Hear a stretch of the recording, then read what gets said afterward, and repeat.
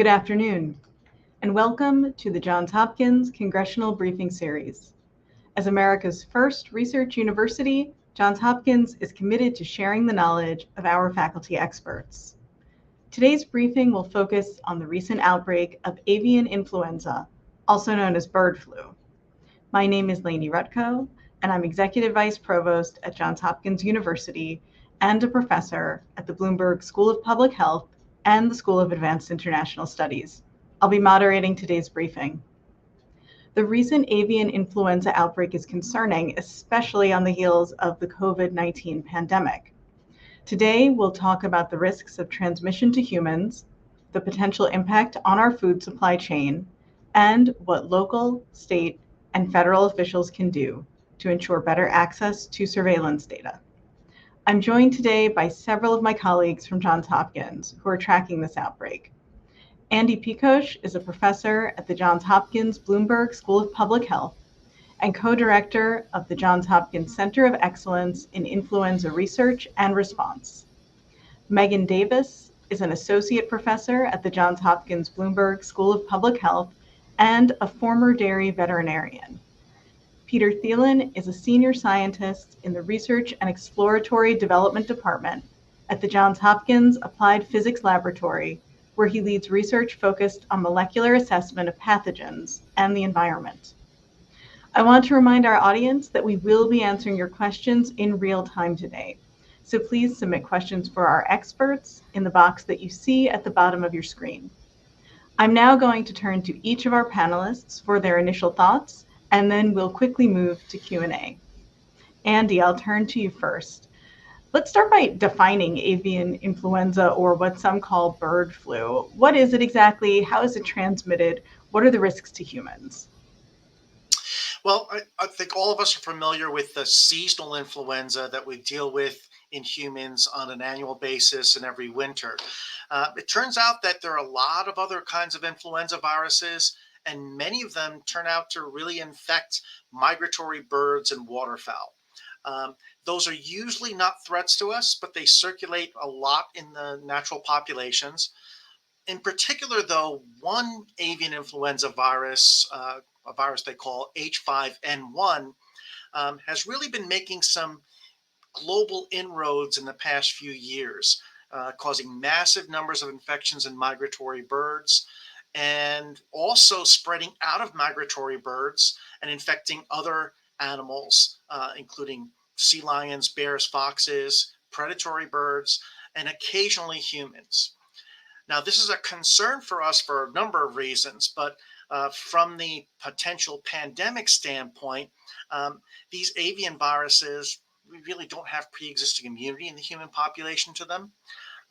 And if they were to make the jump into humans and be able to transmit between humans effectively, they could lead to a pandemic to a similar scale as we saw with COVID-19.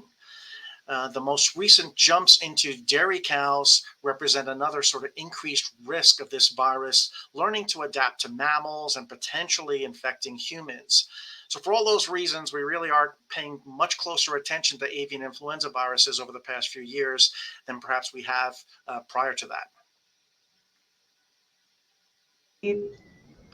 Meghan, I'll turn to you next. What impact is this virus having on the food supply chain so far? And what rules do you think federal, state, local authorities, what roles should federal, state, and local authorities have in ensuring that farm workers are indeed protected and that the food supply chain remains safe? Yeah, this is a great question, because what we recognize is that even though pasteurized milk appears to be no more risky than it ever was, we do see that there is a lot of virus shedding into raw milk, which means that people who consume raw milk products can be at risk. I'm also concerned that raw milk is sometimes labeled for sale for pet use only. And we've also seen on the farms that cats that consumed raw milk have gotten very sick with neurologic disease and have died. So this highlights the risk of mammal-to-mammal transmission. And then we also have a big concern with our frontline workers. These are The dairy farm workforce, they may work with the cows in terms of the health of the animals. They may milk the cows and be exposed to the milk with the infected virus in it. And then you have many workers along the entire chain. You've got the people who drive the trucks and bring the milk to the dairy processing plant, the dairy processing plant workers, and then there's additional scrutiny on whether or not this could survive in other tissues and therefore be of some risk in terms of consumers of beef.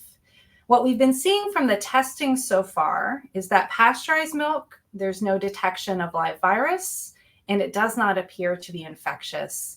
And so far, the beef testing appears to be reasonable. So what we're left with is how do we respond and how do we best not only protect the workforce, but also perhaps harness them as the ones who are able to see when cows are sick and notify the authorities, usually through the producers, the farm owners themselves. I think it's also important to recognize that this is a One Health challenge, meaning that it encompasses authorities like the Centers for Disease Control and Prevention, who are interested in the protection of human health, the ones that are promoting agriculture as well as protecting animal health, like the United States Department of Agriculture, and those that are protecting consumers, like the Food and Drug Administration. And so you see that there are different authorities, and this requires a lot of coordination, and that makes it a more challenging response than something that would only be in humans, for example. Thanks, Meghan. And Peter, before I turn to you, I do want to remind our audience, we are taking questions in real time, so please do submit them and we'll turn shortly to Q&A. Peter, do humans get sick from avian influenza in a different way than birds and cows do? Yeah, that's a great question. We certainly do get sick differently from these diseases, and disease severity can range widely in people. And as the name implies, highly pathogenic avian influenza kills most birds. And what we're seeing in cows right now is that they manifest most of the infection in their mammary glands and ultimately recover from their infection. But this poses a problem that Meghan described, where unpasteurized milk can essentially carry this virus. Importantly, when this virus infects people, some cases are mild and some are very severe. The farm worker that got sick in Texas earlier this year had conjunctivitis,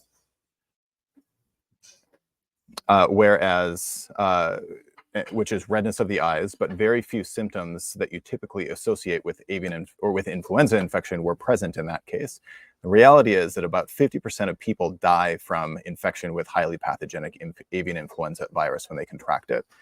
My group has been working closely with the Institute of Pasteur Cambodia since 2022, and last year, in February of 2023, they started seeing repeated infections of people from birds carrying similar highly pathogenic avian influenza viruses. There, the H5N1 virus is genetically distinct from the one that we've seen emerge in the United States, but it has a 50% mortality rate that's consistent with global highly pathogenic avian influenza infection that we've seen over the last 10 years around the world. The real concern that we see in the US is that how these infections impact different demographics, and it's very likely that young people will not fare as well as adults when they're infected with these viruses, but that's to be seen still. As a country, I believe there's a follow-up question here, and I'll leave that to you. I'm happy to follow up with you. I'll stick with you right now. If this truly does begin spreading among humans, are we well positioned to respond? Yeah, so great question. And I think the response here is poised from our response to COVID itself. As a country, we're certainly primed to respond to emerging infectious diseases like this, and approaches used to diagnose this virus both in animals and in people are readily available, but more so in this case in veterinary labs than the clinical ones. Similarly, capabilities to evaluate these genetic changes in viruses are much more extensive, and the domestic response following COVID has primed some groups to proactively establish these methods for commercial distribution. And last, I'll say I'm joining from the airport right now as I'm flying up to Boston to meet with a group at New England Biolabs who is about to put sequencing approaches on the shelf for ultra-rapid response and genetic characterization of these viruses. And essentially what we've learned during COVID and from our responses in Cambodia is that The faster that this type of data is available, the more time we have to mount accurate and extensive responses to limit disease spread. And Lainie, maybe if I can jump in too, and it's important to highlight that we've been focused on this H5N1 virus for many years, and we've been thinking about influenza as a potential pandemic virus for many years. So there are a number of tools that we have in place right now to help combat it should it become a human infection. There are at least 2 different kinds of antivirals that we prescribe for seasonal influenza that will also work against H5N1. The trick with antivirals, though, is you have to take them very early for them to give you the best benefit. And then we've been thinking about influenza viruses in terms of vaccines against pandemic strains. And so there are some influenza virus vaccine candidates that are really good matches to the H5N1 virus that could be brought to bear should we start to see movement of this virus in terms of transmitting among humans. So it's still an important time to be vigilant, but there are a few more tools on the table now than when COVID-19, for instance, emerged back in December of 2019. Yeah, and I'll add that technologically, we're in really good shape, especially on the human side, but also on the animal side for what we have in the laboratories. Where I think we are struggling is really to gain access to the worker populations in terms of doing the testing, because a lot of this is still voluntary and potentially really at the state level, and that compliance with some of the surveillance programs at the federal level may be more mixed, which if we think about the dairy industry and just how heterogeneous it is, you've got 26,000 dairy farms and over 25,000 decision makers, right? Because every farm is its own entity.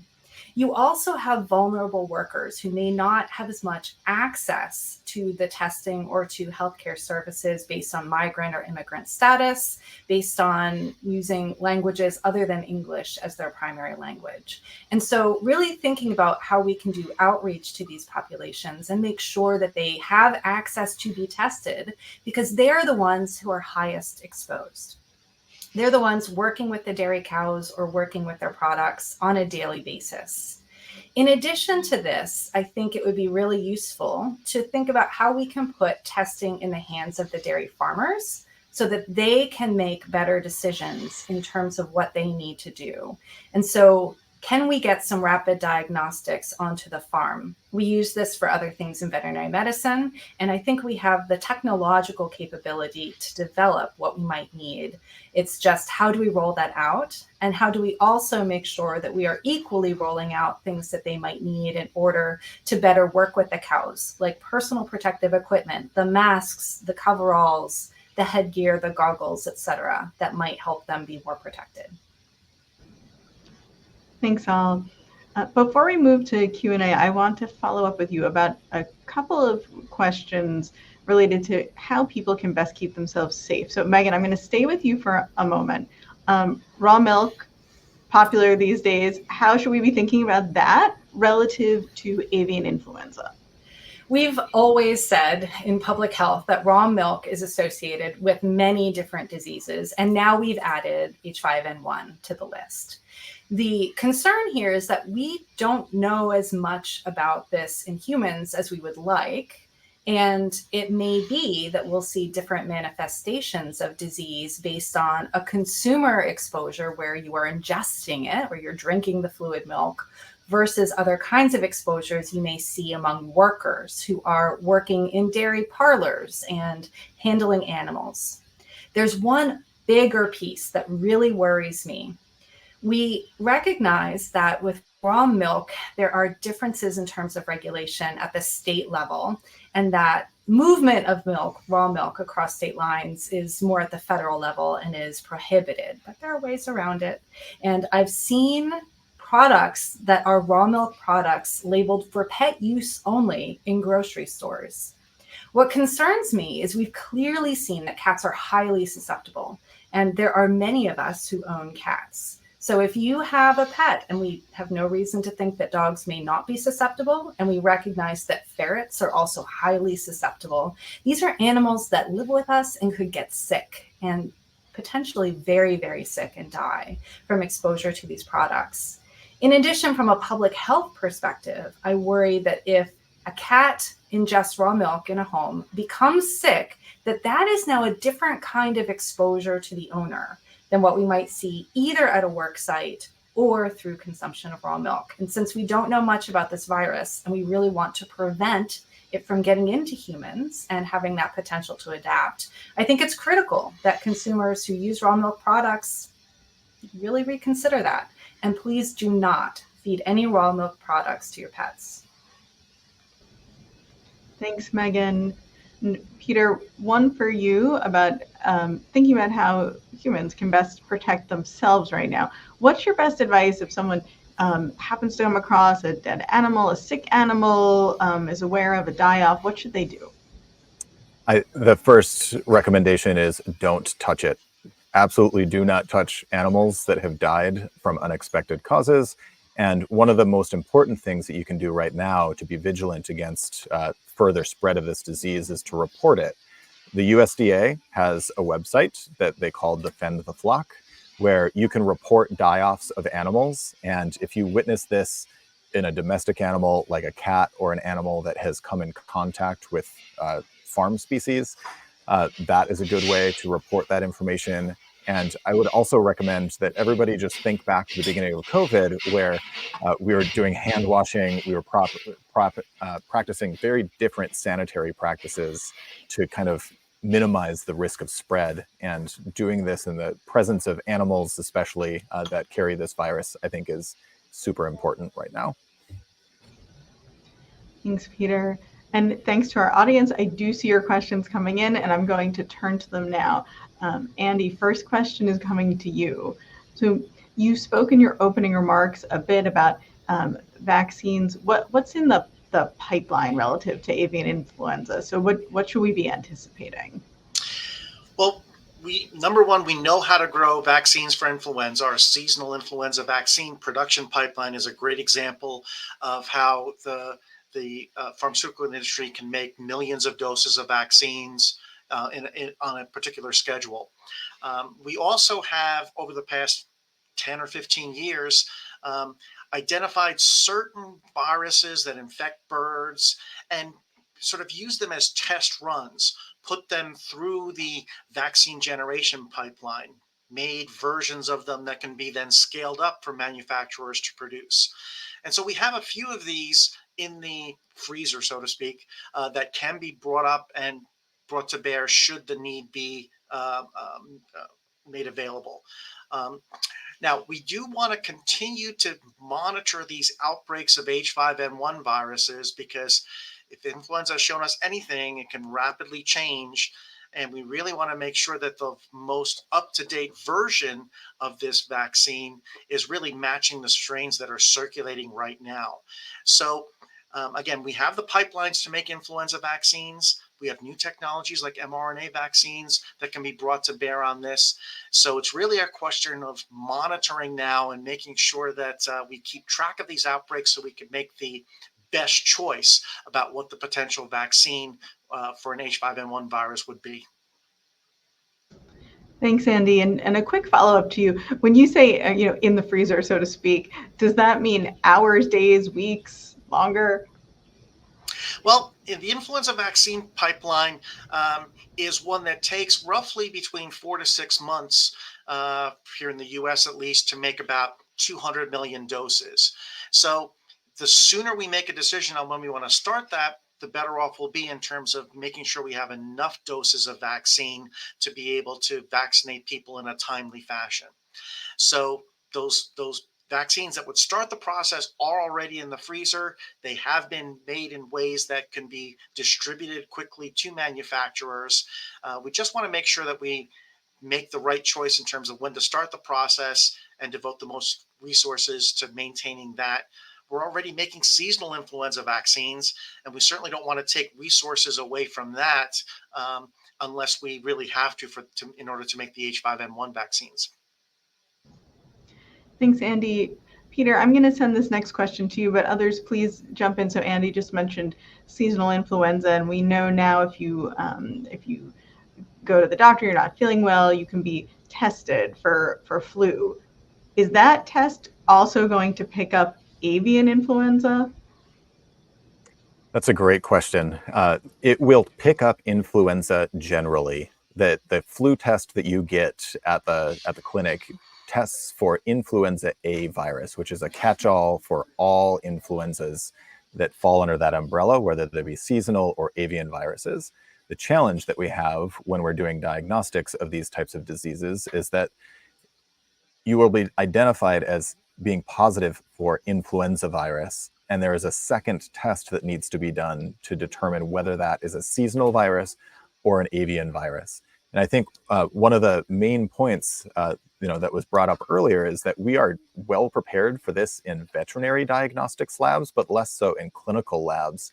And that is really our first line of defense before we get to the point where humans are getting vaccinated for these viruses.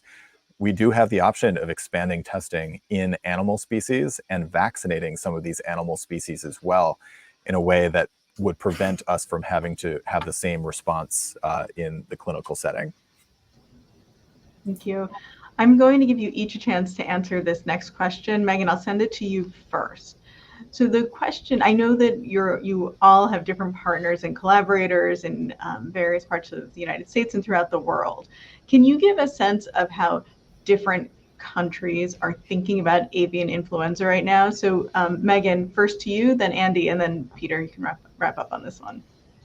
Yeah, and this actually gets to the point of vaccines as well, because the World Organization for Animal Health, which is the global animal health authority, it's like the World Health Organization, but for animals, has a statement that the countries that are importing products from others really should not be considering vaccination status of the animals as a barrier. But we recognize that that is actually true, and it's true for the United States and for other countries. And so we've seen some impacts in terms of the willingness of producers to vaccinate animals on the basis of the potential limitations to the trade markets they may have. So I think that that's very important to think about, because it does govern how different countries may respond within this particular challenge. We recognize that highly pathogenic avian influenza has been around for a long time, and that many countries have response capabilities for it that experience avian influenza outbreaks in their domestic poultry. What we haven't seen yet is avian influenza in dairy cows outside of the United States. Some countries will have better surveillance systems than others. And so I think we always need to take that with a little bit of a grain of salt. You know, it's not been based on exhaustive testing. It's been, in fact, based on some countries that have good One Health surveillance programs being able to detect or not this particular clade in dairy cows. Thanks, Meghan. Andy, please. Yeah, and I think the world is really looking to the U.S. in terms of our response to this outbreak because, dairy cows were not high on our list of animals that we thought could be a potential H5N1 species that could be infected with H5N1. As Meghan mentioned, lots of global experience with outbreaks of this virus in poultry farms. We've known for many years that pigs represent an important intermediate host for influenza viruses that could bring viruses closer to humans. But we haven't been really prepared for dairy cows. And in particular, the presence of virus in milk is also something that was not predicted or not anticipated.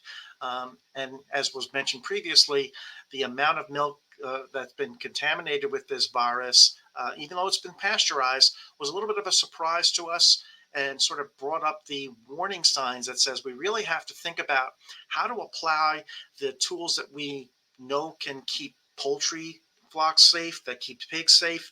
We have to figure out a way to apply those same tools now to dairy cows because we don't have that experience globally. And again, we have a lot of that expertise here in the U.S., but the world is really looking to the U.S.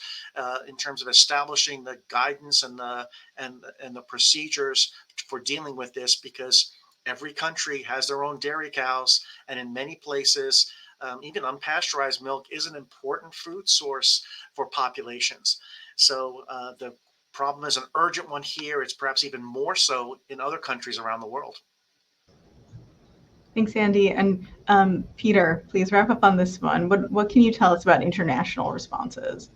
Yeah, I think this outbreak is a great reminder that infectious disease has no boundaries, right? These viruses come through animal populations that fly over borders and come from different countries, and we have no control over these things. What we're seeing with parts of the world that have more frequent human infections of these viruses, like Southeast Asia, is that they've really mobilized to be able to get these rapid responses in place to the point where they're starting to produce data basically the same day that has an impact on their public health response as well as their veterinary response. And I think this is a two-way conversation for how can we make these things as efficient as possible, but also recognizing that the United States is a huge landmass with a huge amount of different economic drivers and public health drivers, and every state has different considerations.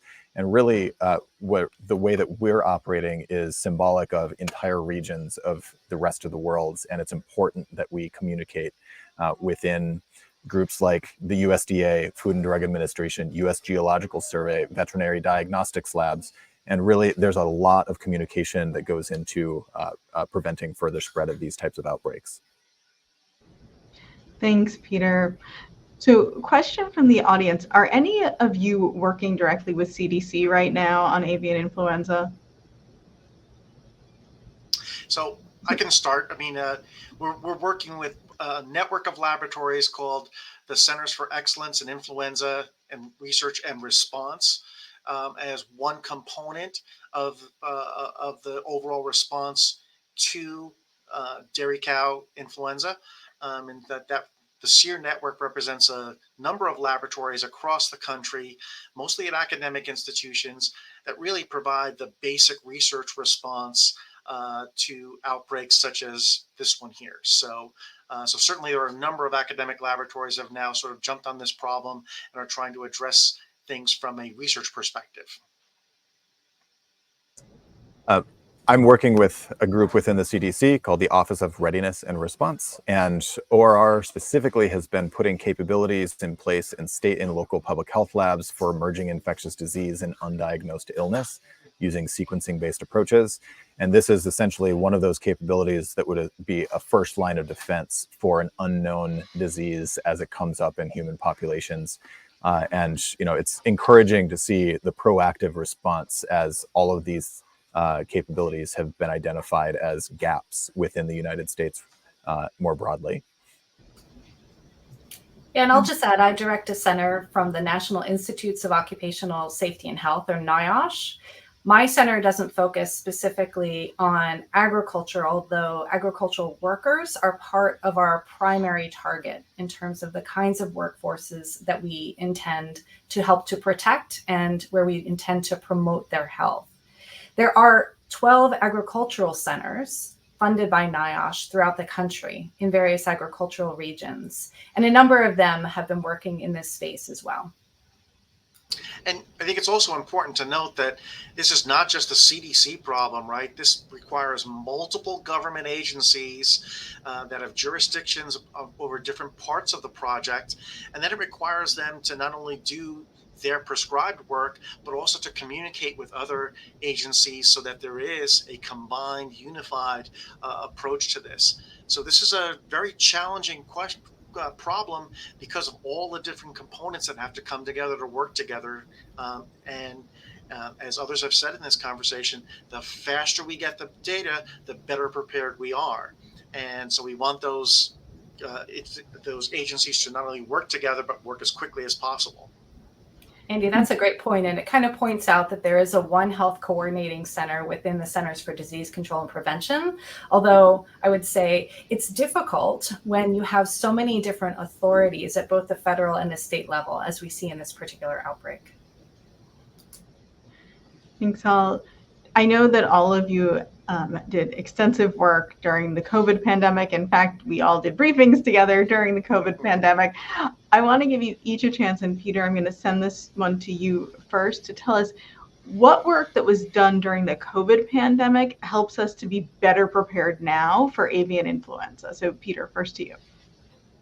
That's a great question. I think the resources that were put into equipping clinical labs and putting genetic characterization capabilities in place are just astounding, right? We have so much more clinical capacity right now for diagnosing disease and characterizing these viruses and the potential genetic changes that are occurring as they move through different species. The real challenge, though, is that we've put these investments into clinical environments, and those clinical environments don't take veterinary diagnostic samples, right? And this is one of those situations where that One Health approach that Meghan had commented on is really essential for us to understand that just because we solved COVID does not mean, or solved COVID, just because COVID is behind us does not mean that we have solved newly emerging infectious diseases. Understood. Thanks. And Andy, same question to you. What was done during the COVID pandemic that helps us to be better prepared today for avian influenza? Yeah, I mean, I think there are many things, but I think first of all, it's starting with testing and understanding how important testing is for allowing us to really understand the magnitude and the extent of an outbreak. And if there's a lesson that I think we have to learn from the COVID-19 that maybe wasn't done as well at the beginning of the COVID-19 pandemic is we have to cast our net widely. It's very easy to detect deaths from an infection. It's very easy to detect severe disease. But the harder thing to understand is, are there people out there, or in this case, maybe animals out there, who are showing mild symptoms or maybe no symptoms at all? But those animals could still be transmitting the virus to other animals. So it's really casting the net widely to make sure that we're catching all range of potentially infected animals and really understand as quickly as possible, is this a disease that causes mostly severe disease, or is it a disease that causes mostly mild disease? Because our approaches to stemming the outbreak are very much dictated by how quickly we can identify cases, and symptoms becomes one of the things that is incredibly important for us to understand fully. Thanks, Andy. And Meghan, same question to you. How did work done during the COVID pandemic better prepare us for today? I think what the COVID-19 pandemic showed us is how important it is to look at diseases that come out of animal populations that can get into human populations. I think what we need to learn is that it's just as important to look at the health of animals and the workers who serve the animals in terms of our productivity. What we recognized during COVID-19 was the absolute importance of supply chain. And those workers who are in processing plants and slaughterhouses and on farms were really impacted because they may be in very sort of large congregate settings with lots of noise where they had to shout to be heard, and where it was difficult for the personal protective equipment, the masks and et cetera that they were given to really fully protect them. And what impact that had on our food supply is a lesson that we should remember as we move forward, and should be thinking of all the different ways and strategies we have to make sure that we are making sure that they are healthy and that they are able to do the job of surveillance that we would really like them to do.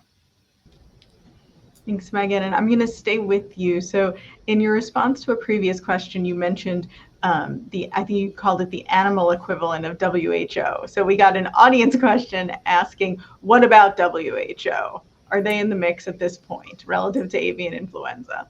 Yes. So there is something called the quadripartite. This is the World Health Organization, or WHO, the World Organization for Animal Health, or WOA, which formerly was OIE. So some people may remember it as that, the Food and Agriculture Organization, and the UN Environment Program. So those four together represent the three pillars of One Health, which is human health, animal health, and environmental health.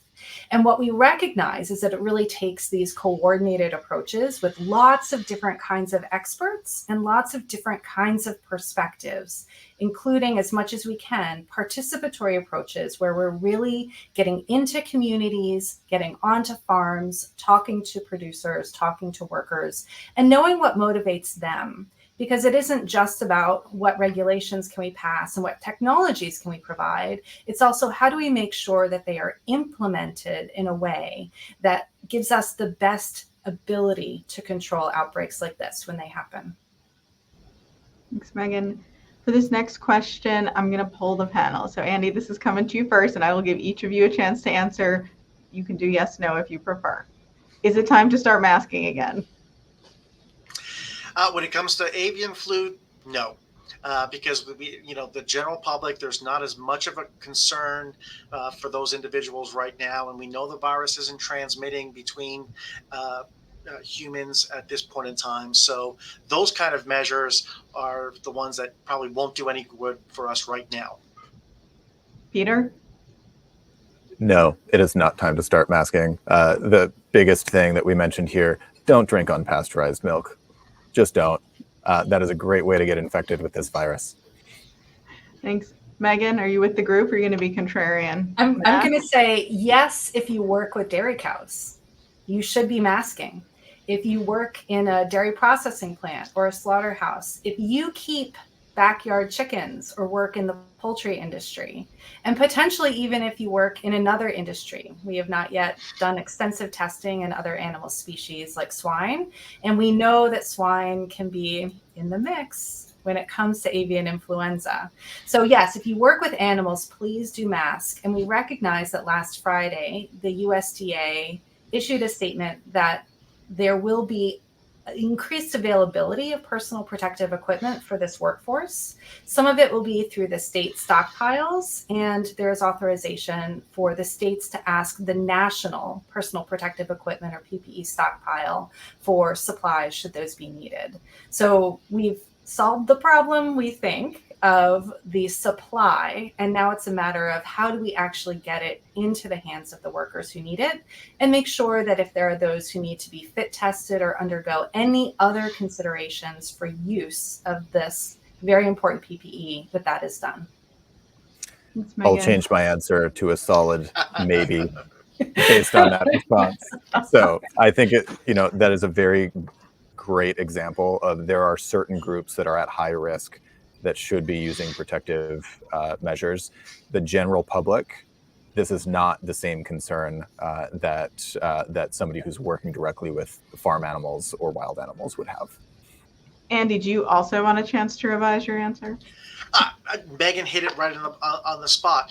Right now, the real burden comes on to the people who are in direct contact with potentially infected animals. And I'll get back to my point. We also need a better job of understanding which of those animals are infected and protecting those individuals that are coming in contact with them, because they represent the people who are most likely to pick up the virus and then be those individuals that the virus can evolve into infect humans more effectively. Thanks, Andy. And actually, that was a perfect segue, Peter, to a question I was about to send to you. So in general, how worried are you about diseases jumping between species and especially jumping to humans? Whew, that is a hard question. I think it's one that keeps a lot of the infectious disease folks up at night because we have so many uncertainties in this area. I think the thing that we've repeated over and over here is that this human-animal interface is the place that we expect that these viruses will emerge from. We now know, post-COVID, that these types of transmissions are occurring not just from animals to humans, but back into animal populations as well. Those who have been watching the news, SARS-CoV-2, the virus that causes COVID-19, has been transmitted back into white-tailed deer in the United States. So this is not just an issue of where people are getting sick. It's also an issue of when these viruses go back into other animal species, how are they changing there and then re-emerging into the human population? And I think really that's where we are with our understanding and the world that we live in, and the fact that we are not the only thing that is out there living our lives. And as we're coming up to the close of this briefing, I want to give you each a chance to answer one final question. So Megan, I'm going to send it to you, then Peter, and Andy, you'll get the last word on this. So what is the single thing that you wish a government, and it can be any level of government, local, state, federal, what do you wish the government would do to mitigate avian influenza? Megan, first to you. I think we need a much stronger One Health response. And this means efforts that would fund coordination or potentially moving around certain aspects of authority so that the animal health authority can reside within a group that is able to cut across some of these barriers, these silos that we have with the agencies. The agencies are great at what they do. They have very specific mandates and they may have specific ways in which they execute them. But unless we can do true coordination, and this is coordination across humans, so our workforce, across animals, not just dairy cows, but thinking about poultry, swine, and then outside of our domestic animals, thinking about the disease in wild animal populations, both mammals and birds, and then our zoo collections, and finally our pets, especially given that we know that many pet species may be quite susceptible. And there's no one-stop shop for that right now. There is, as I said, the CDC's One Health agency, or I'm sorry, One Health office that does a lot of these coordinating activities, but it's somewhat limited in terms of their reach into the different agencies beyond communication and coordination. So strengthening of that, I think, would put us in a better position to be able to respond not just to this particular outbreak, but to whatever comes next. And if we are successful, then this makes a great dress rehearsal for us to figure out where the kinks are in the system and be able to improve these responses across at the federal level and then vertically between the federal level and the states. Thanks, Meghan. Peter, same question. Top of your wish list for government response. Yeah, I'll put Meghan's all the way at the top as well, and then I'll add one that is incentivize proper response from the people who are impacted by these types of outbreaks. I think the biggest challenge that I can see from the community of farmers and people who work in agriculture is that they're essentially penalized by responding to say that they have a potential infection with an unknown virus. They lose work hours, they lose the productivity of those animals, right? And getting to the point where it is an advantage and it's been incentivized to report these kinds of things is really key to getting people to respond and to kind of limit the spread of these types of diseases. Peter, can I add a star to Peter's? Yes, but Andy gets the last word. Andy, to you. I think what I'll emphasize is effective communication. We have a lot of ways, we have a lot of mitigation strategies, we have a lot of ways to understand the risk associated with these outbreaks. We have to find a way to effectively communicate the risks and the mitigation strategies to the populations that are at the highest risk at this point in time. Accessing these farms through their veterinarians, through agencies, or through individuals who these farmers have a relationship with right now is probably the most effective way to get across to them what can be done and how it can be done in the most effective manner. We can't think that just by popping up a website someplace that information will be disseminated everywhere. We have to spend the time, get on the ground, and find the ways to communicate effectively to these at-risk populations, because efficiency and effectiveness of our interventions is really the critical thing. Wonderful. Thanks so much to all of you. I'm going to wrap now. So I'd like to thank Andy, Meghan, and Peter for joining me today, especially Peter, who's coming to us from the airport. That is science in action. I'd also like to give a big thank you to everyone who attended this briefing, and especially to those who submitted questions for our experts. A recording of this event will be made available on this website. Today's panelists, together with faculty from across Johns Hopkins, will continue to work on the issues that impact our world. Thank you again for joining us.